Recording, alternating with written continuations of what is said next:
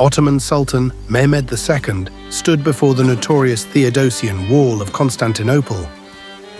It was the 5th of April of 1453. The 21-year-old Sultan was in need of proving himself and had arrived at the Byzantine city at the head of a behemothing force of 80,000 Ottomans determined to conquer it.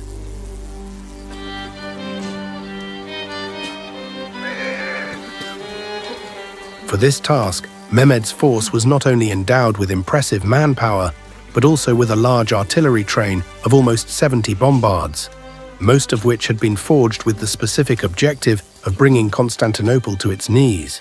Moreover, the Sultan's ground army operated jointly with a fleet of 110 ships, tasked with blocking any foreign supplies or reinforcements from entering the docks of the city.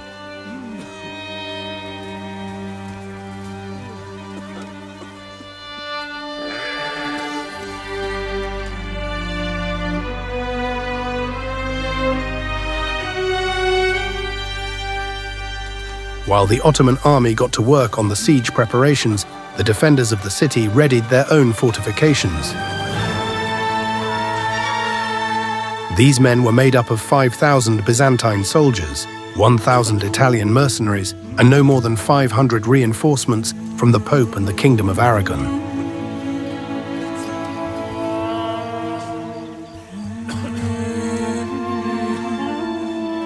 The city of Constantinople was ruled by Emperor Constantine XI Palaiologos.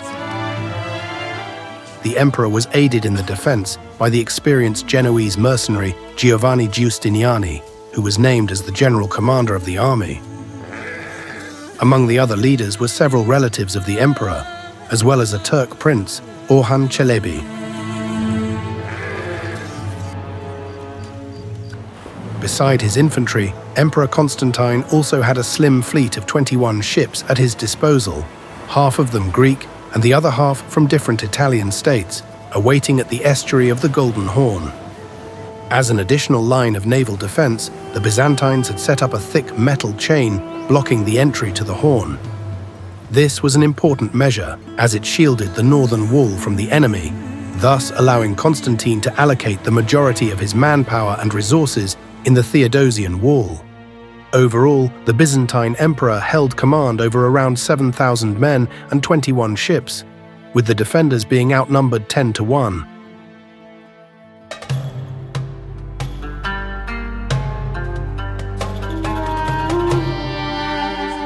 When the camp of the besiegers was set, the power of Mehmed's mighty cannons was unleashed.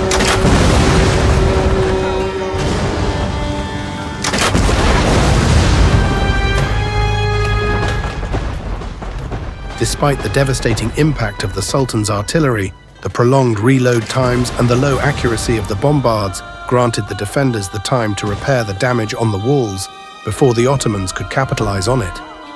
For 2 weeks, the Sultan's cannons peppered the Theodosian Wall. During this time span, the Genovese mercenary Giustiniani led 2 sally-outs against the besiegers.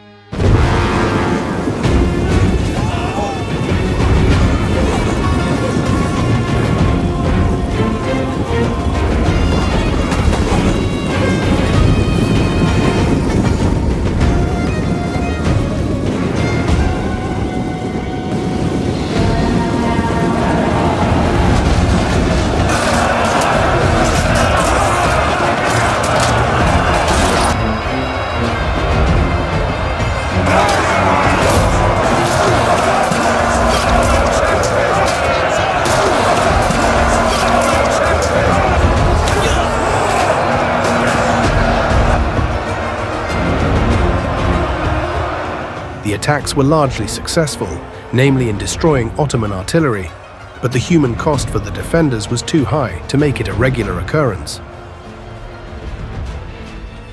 On the 22nd of April, Mehmed ordered the construction of a road of greased logs across Galata on the north side of the Golden Horn and dragged his ships over the hill directly into the estuary, bypassing the chain barrier. This maneuver heavily demoralized the Byzantines, as troops from the Theodosian Wall now had to be sent to man the northern wall, thinning out the line of defense. On the night of 28th April, the 21-ship fleet of the Byzantines attacked the Ottoman ships that had bypassed the chain.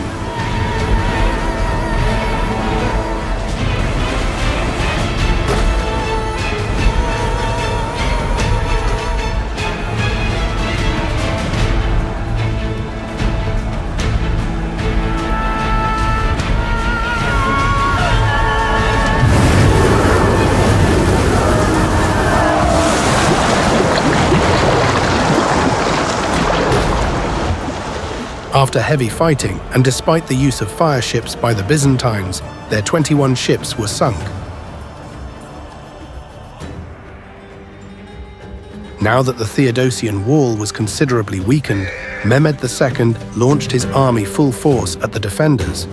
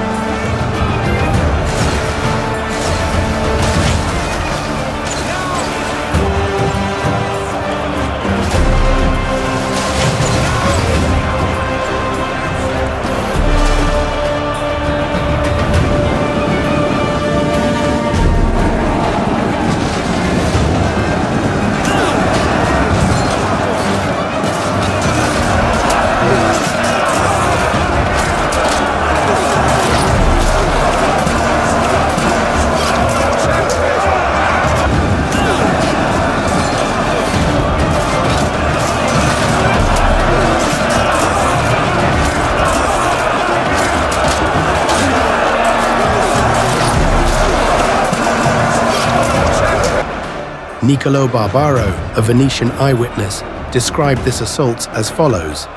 They found the Turks coming right up under the walls and seeking battle, particularly the Janissaries, and when one or two of them were killed, at once more Turks came and took away the dead ones, without caring how near they came to the city walls.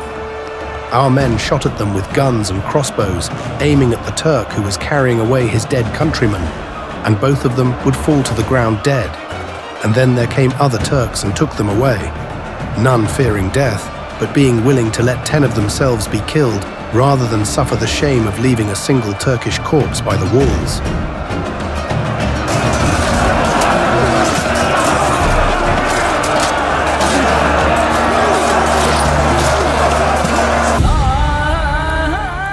Despite the Ottoman swarm and the weakened state of the defenders, the city walls remained unbreached. After these inconclusive attacks, Mehmed resorted to the mining strategy, and he put his expert Serbian miners to work.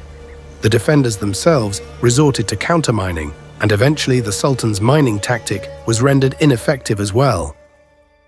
Mehmed was short on time. Not only was the siege costly, but a Christian relief army could arrive any time.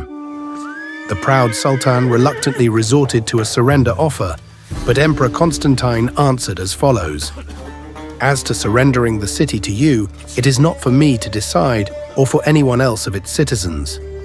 For all of us have reached the mutual decision to die of our own free will, without any regard for our lives. Mehmed II was faced with a siege that didn't seem to end. Time was running out, and some of his counselors urged him to desist and go home. But the young Sultan was in need of a triumph to establish his authority, and he wasn't going to leave empty-handed. He couldn't. So he decided to mount a final assault on the city, launching his army full force upon the defenders. It was all or nothing.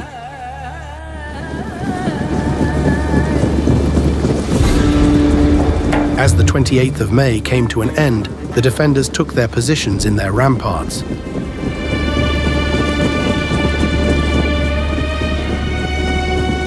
They were well rested and aware that the Sultan would throw everything at them that night. Emperor Constantine XI Palaiologos held the middle section of the Theodosian wall along his Byzantine retinue. The Genoese mercenary Giovanni Giustiniani was situated near the Charizian Gate, north of the emperor, and his 700 mercenaries held the Blachanae, the northwesternmost section of the wall.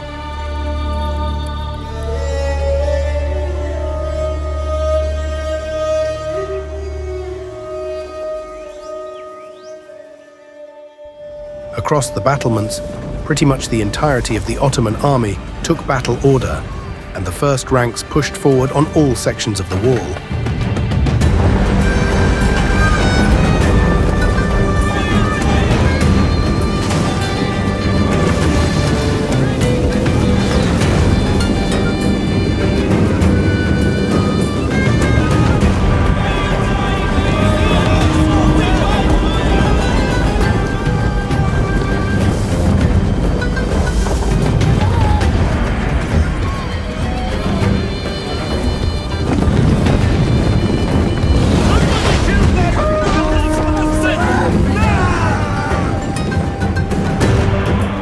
first assault was carried out by the Serbian troops of the Sultan, as well as by Azap skirmishers.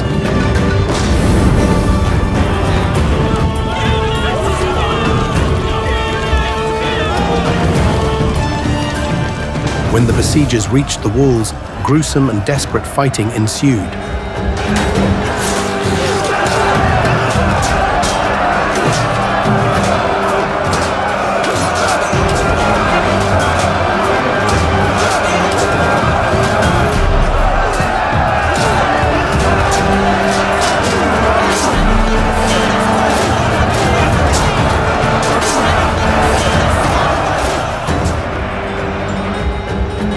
The emperor's bodyguard held their section of the wall reasonably well, and the initial horde of Ottomans seemed to be unable to breach the enemy.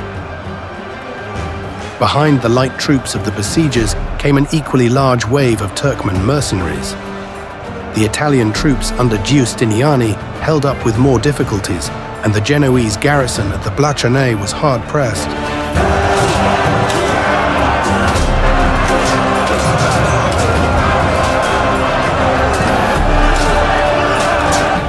During the fight, Giustiniani was badly wounded by a Turk.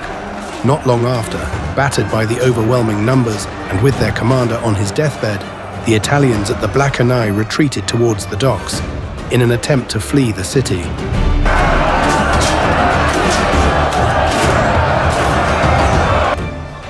As the Ottomans began pouring through the north of the Theodosian wall, the Sultan committed his last troops to the assault.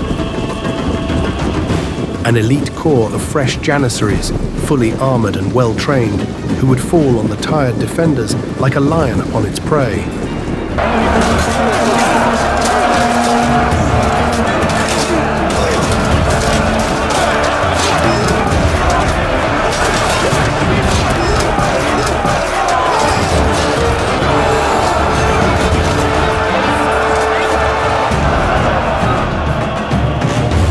The assault of the Janissaries was the last straw that broke the camel's back. The Theodosian wall was breached at several points, and swarms of besiegers entered the city. Constantine's retinue, who had valiantly held their position up until that moment, eventually broke ranks and fled.